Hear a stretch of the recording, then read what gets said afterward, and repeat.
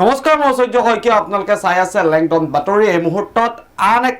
এটা গুৰুত্বপূৰ্ণ খবৰ আপোনালোকৰ বাবে লৈ আহিব বিচাৰিছো এবাৰ ধন আত্মসাৎ কৰাত নামিছে খুদ আৰক্ষী হয় ঠিকে শুনিছে আমি এই মুহূৰ্তত এই খবৰ আপোনালোকক জনাবলৈ চেষ্টা কৰিছো যে ধন আত্মসাৎ আৰক্ষীয়ে ধন আত্মসাৎ কৰাৰ অভিযোগ উত্থাপন হৈছে আৰু ডিজিপি কাৰ্যালয়ত কৰ্মৰত আৰক্ষী আৰু পত্নীৰ বিৰুদ্ধে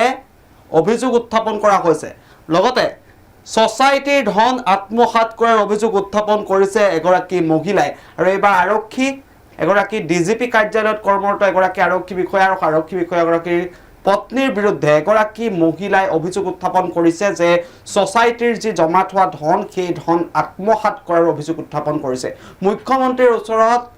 তাৰ বিকল্প ব্যৱস্থা বিচাৰিছে আৰু সমগ্ৰ বিষয়টোৰ ক্ষেত্ৰত তদন্ত আৰম্ভ কৰাৰ আসলতে আহ্বান জনাইছে ভুক্তভোগী মহিলা গৰাকী আৰু কেইবা বছৰ ধৰি সেই আৰক্ষী বিষয়াগৰাকীৰ ঘৰত কৰ্মৰত হৈ আছিল বুলি জনাইছে মহিলা গৰাকী আৰু লগতে কৈছে যে তেওঁৰ পত্নীয়ে মিলি সোসাইটিৰ যি জমা থোৱা ধন সেই ধন আত্মসাৎ কৰিছে আৰু লগতে সেই ধন যেতিয়া তেওঁলোকে বিচাৰি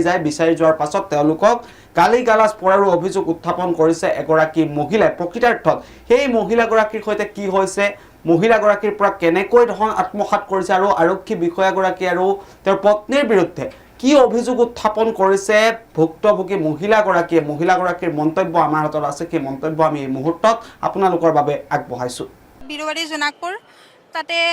কমল বৰ্মা নামৰ মানুহজনৰ ঘৰত ডিজিপি অফিচত কৰ্মৰত তেখেতৰ ঘৰত মই কাম কৰি আছিলোঁ 2 বছৰে কাম কৰাত তেখেতে এটা সোসাইটি খুলিছিল তেওঁৰ পত্নী পুতুল বৰ্মা সোসাইটিটো খেলাত 1 বছৰ আমাক ঠিকেই মোক পইচা দিলে নেক্সট বছৰত ক'লে যে আৰু কোনোবাই সোসাইটি খেলে নেকি জনাবি মই মোৰ কেম্পাছতে থকা এই বাইদেউ আৰু এগৰাকী তেখেত আহিব পৰা নাই আজি কাম কৰে কাৰণে তেখেতক লৈ গ'লোঁ আমাৰ 2026 জানুৱাৰী মাহত পইচাখিনি পাব লগা আছিল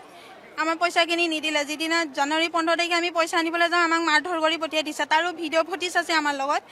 তাত বিৰুবাৰী থানাত দিলোঁ বিৰুবাৰী থানাও একো কৰা নাছিল পল্টন বজাৰ থানাত দিলোঁ পল্টন বজাৰ থানাও একো কৰা নাই তাৰপিছত এপ্ৰিলৰ 1 তাৰিখে তেখেতলোকে ক'লে কেছটো আমাৰ ৰেজিষ্টাৰ কৰি দিছোঁ এপ্ৰিলৰ পৰা আজি আগষ্ট মাহ আহি গ'ল আগষ্ট মাহলৈকে কোৰ্টৰ পৰা কোনো আমাৰ কাগজ অহা নাই আমি বিৰুবাৰী থানাত গ'লোঁ যে আমাৰ ৰেজিষ্টাৰৰ নাম্বাৰটো দিয়ক যিজন ছাৰ আছিল তেখেত বোলে ট্ৰেন্সফাৰ হৈ গ'ল তাৰপিছত নতুনকৈ যিজন ছাৰ আহিছে তেখেতে নাজানো বুলি ক'লে নাজানো বুলি কৰাত আমি আৰু আমাৰ ওচৰৰ জনকল্যাণ সমিতিৰ আশ্ৰয় ল'লোঁ তেখেতলোকে ক'লে আমি এতিয়া একো কৰিব নোৱাৰোঁ আপোনালোকৰ কেছটো যিহেতু কোৰ্টত গৈছে বুলি কৈছে ৰেজিষ্টাৰৰ নাম্বাৰ নহ'লে আমি একো কৰিব নোৱাৰোঁ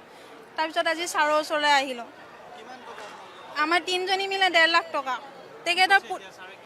ছাৰে কৈছে যে কোনোবাজনী বাইদেউ এগৰাকীক কৈছে যে ইনফৰমেশ্যনটো লৈ ছাৰক জনাব দিছে তেখেতলোকে শুনিব ছাৰে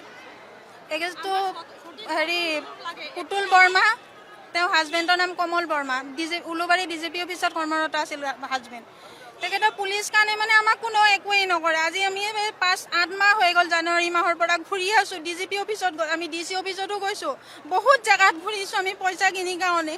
এই পইচা কাৰণে আমাৰ ঘৰত বহুত অশান্তি ল'ৰা ছোৱালী মুখৰ পৰা কাটি কাঢ়ি লৈ মোক মাৰিছে গাত হাত তুলিছে মুখৰ পৰা পইচা বহুত হাত তুলিছে বহুত বেয়া খেলিছে আৰু বহুত বেয়া গালি মাৰিছে আৰু মোৰ ঘৰত আহি মোৰ মাক গালি মাৰি থৈ গৈছে আৰু থানাত গৈ কয় পইচা নাপায় তাই চুৰ কৰি লৈছে